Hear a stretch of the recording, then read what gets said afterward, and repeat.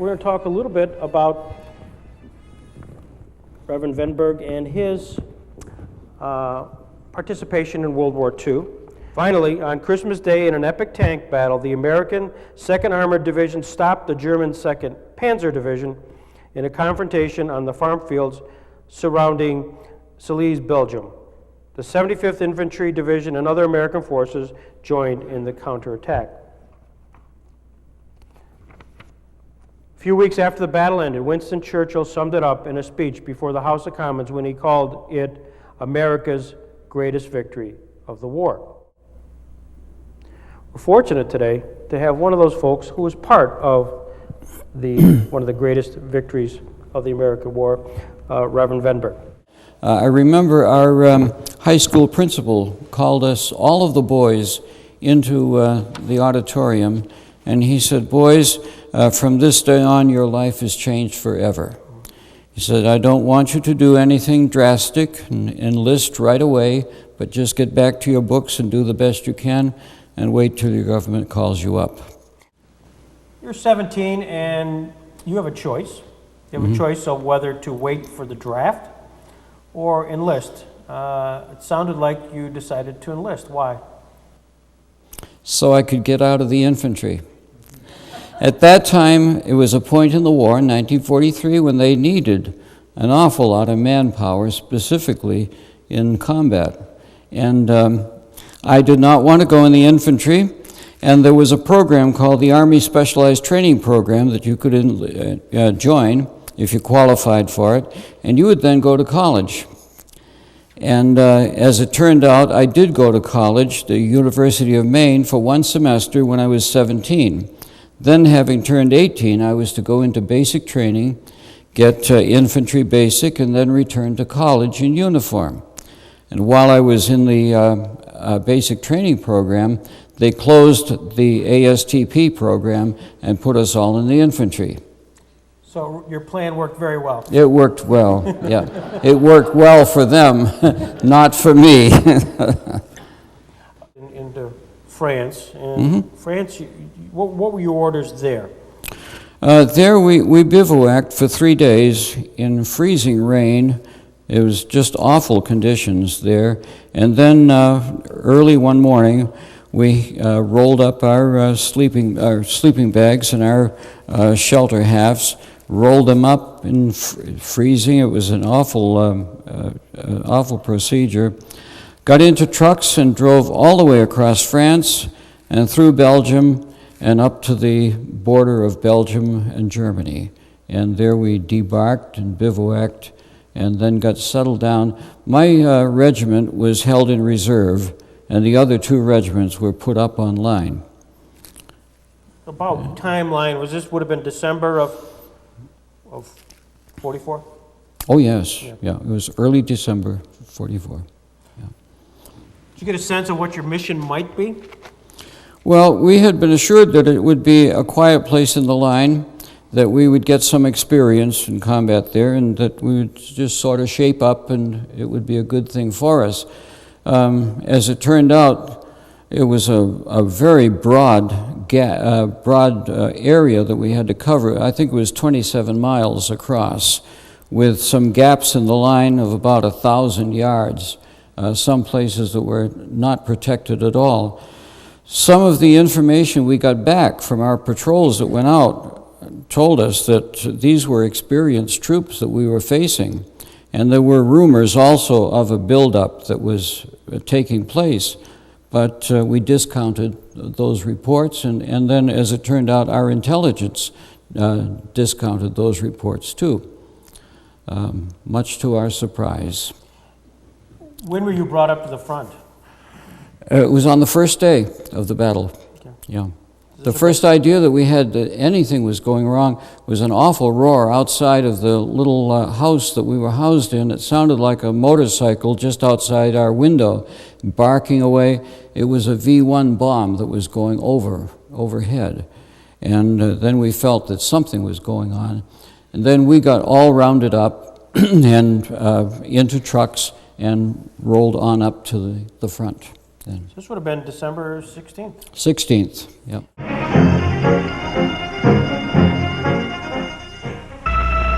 It is no show place this time, not wealthy, not well known. Before what happened here in December 1944, or even since. For 7 days, history paused at a crossroads in this Belgian Ardennes village and then passed on.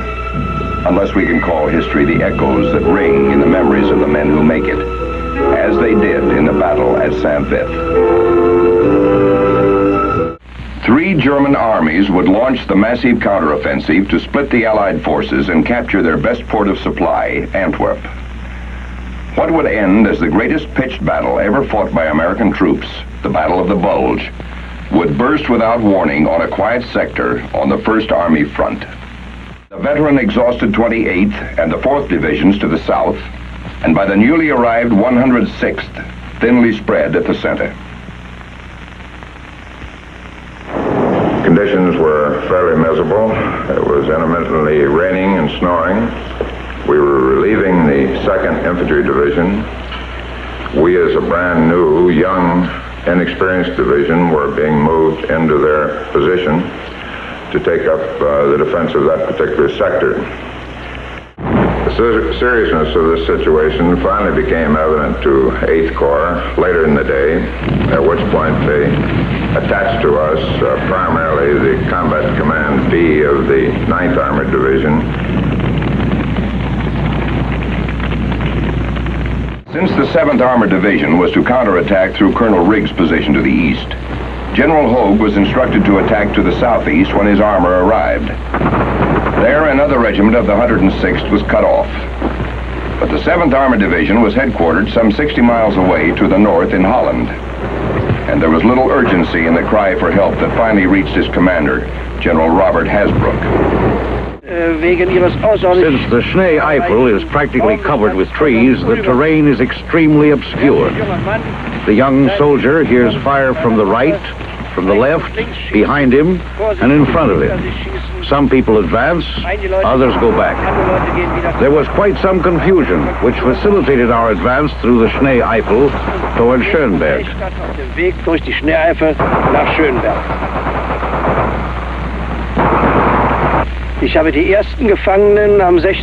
I met the first prisoners at noon on December 18th, on my way from the northern part of the Schnee Eifel via Bleialf to Schönberg.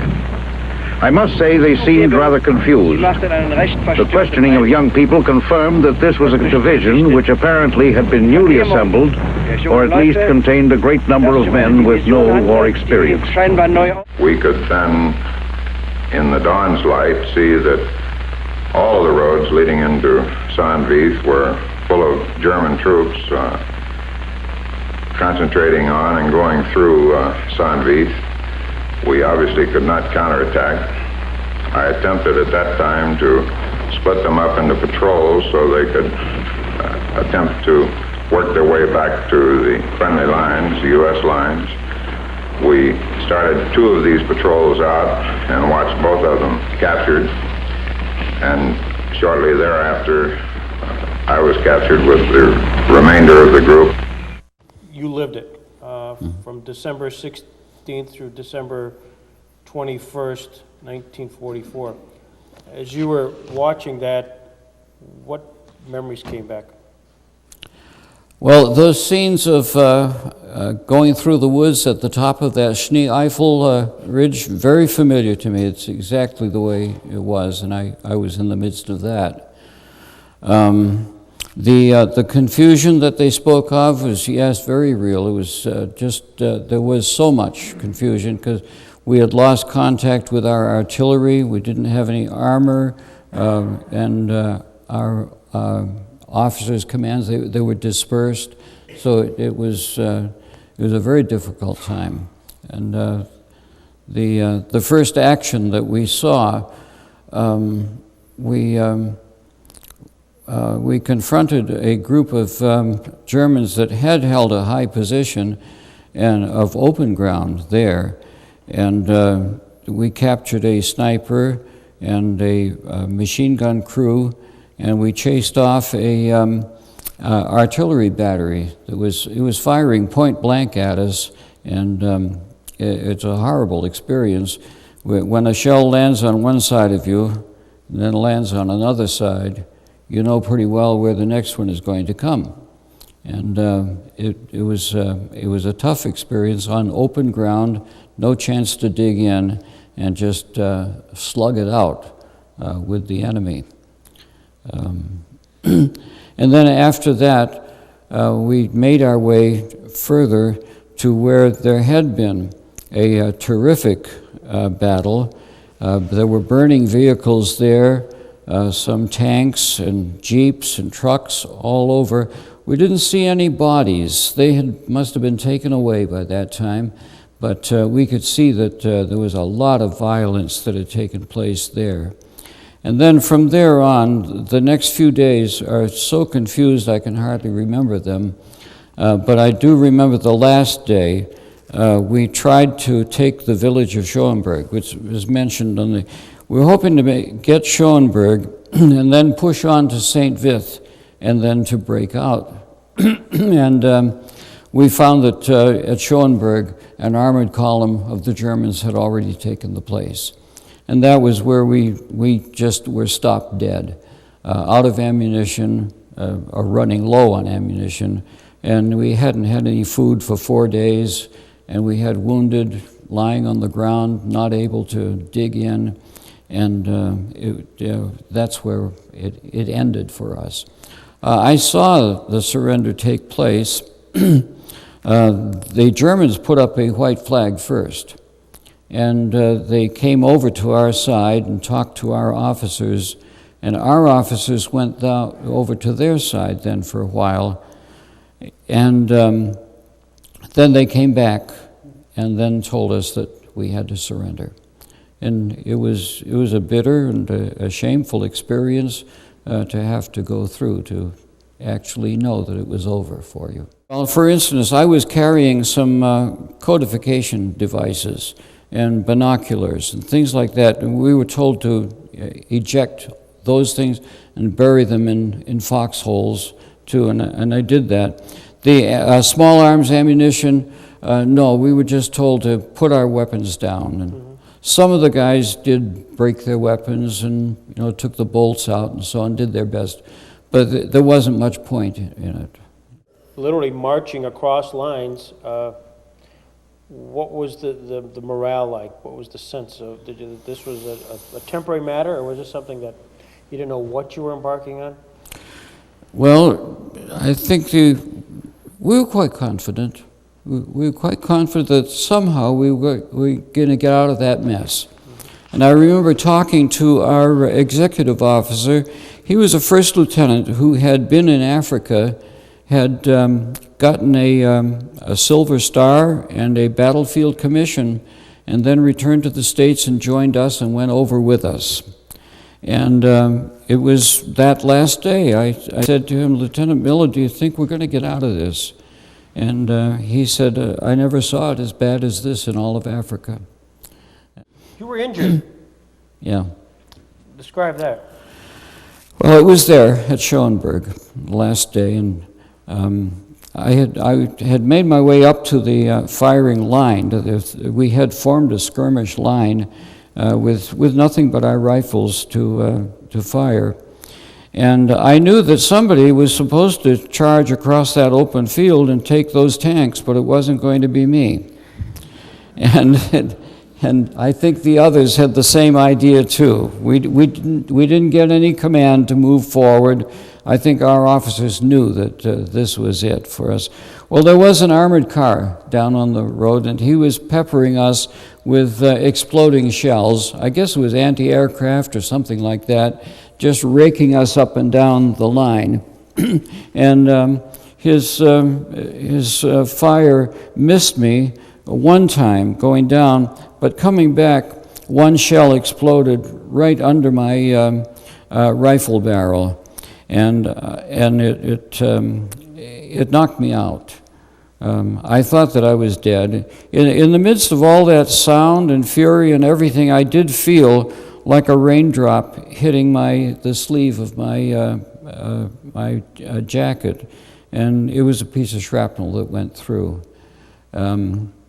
I started to come to, and I couldn't feel anything, couldn't hear anything, but I could see. And I thought, well, Vennberg, this is the end for you. It's your last sight of the world, and say goodbye to it and meet your Maker. And but then the senses began to come back to me, and I realized I felt the blood filling up in the sleeve of my jacket, and I knew that I had been hit. But I didn't feel any pain or anything from it, and it was time for me then to pull back and take shelter behind a tree and see just what came of it. I called for an aid man, and I'd like to say at this time, the real heroes that I remember of that time were the aid men. We had one, we only knew him as Slim, and the last I saw of him, one of our scouts was out front, and word came back that he had been hit. And the last I saw of Slim, he was going down an open, a forward slope directly into enemy fire and to the side of that scout. And I never saw him again after that as a hero. And their role, the role of an aide was what? Well, to render first aid, to get to the side of an aid man. The one who came to me got a bandage on my arm, and he said, "Cheer up, you'll get a Purple Heart for this." And it was, I guess it was what they call $1 million wound. It's enough to get you out of action, but not enough to cripple you or kill you. Oh, by that time, probably a couple hundred. Yeah, probably a couple hundred. How long were you there?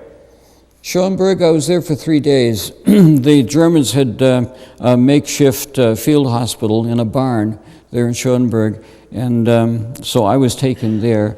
And I for 3 days, I watched the wounded going in and going out, and theirs and ours too. They took care of us well. Then from there?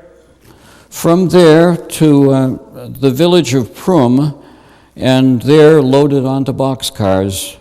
And we didn't get far, went overnight, and the next morning was Christmas Eve, the 24th of December, and we got accidentally strafed by our own planes. The boxcar that I was in, I was near the back of it, so my back was to the strafing planes, and I could see out of the corner of my eye, I could see the splinters of wood on the bulkhead of the car on either side of me, and I was unhurt. I got slivers of wood, but that was all. And there was a young paratrooper. I had just been talking or overhearing their conversation as they were talking, and he got a 50 caliber bullet through the back of his head and out his mouth. It left hardly a mark on him, but it fatally wounded him. He was slow in dying. We did the best we could to help him, and when we thought that he had gone, expired, we gave up. And then he showed some signs of life, and we tried again. It was a terrible experience. We broke out of the boxcars. The guards ran away on us, and we broke out. And then formed a big P.O.W. in the snow of ourselves. And later that day, planes came over and wagged their wings to let us know that they knew who we were. And then that night, we got back into the boxcars, and it was desperately cold then. And the dead were lined up outside, laid out in the snow, and we did our best to cheer ourselves up and survive through the night. And it was then that we sang a few Christmas carols and then comforted each other. What was the motivation for that? The look sounded like it was a spur of the moment. Somebody recognized it was December 24th. Yeah, it was just that. Yeah. We would. Somebody did say, "Hey, it's Christmas Eve," and they said, "Well, let's sing a few carols." So we did. How'd you feel? What was your emotion at that moment? At that moment, Well, What a day, when you think yeah. about that day. Well, it's hard to say. And the terror of that day was over with, but we had the terror of the next day to face, too. Not knowing just what was... You didn't know from moment to moment if you were going to survive. Yeah. Did you get a sense of that Christmas Eve, the hymnals, that this sort of was a, maybe an inspirational, maybe even a... It was a little comfort, yeah, some comfort and some peace in the midst of all of that. I'd like at this point to say that there were so many incidents in my life that were close calls, that in my experience, were close calls, and I reflect upon that, and a favorite Bible verse that I have is Psalm 27. The Lord is my light and my salvation, whom shall I fear? The Lord is the strength of my life, of whom shall I be afraid? When the wicked, even my enemies and foes, came upon me to eat up my flesh, they stumbled and fell. And I feel that my life was preserved miraculously and for a purpose of God. The further question is, what happened to the fellows who were even better than I and were not spared? Mm-hmm. But that's a mystery, and you always have to contemplate that and just be grateful to God and try to discover the mystery of it all.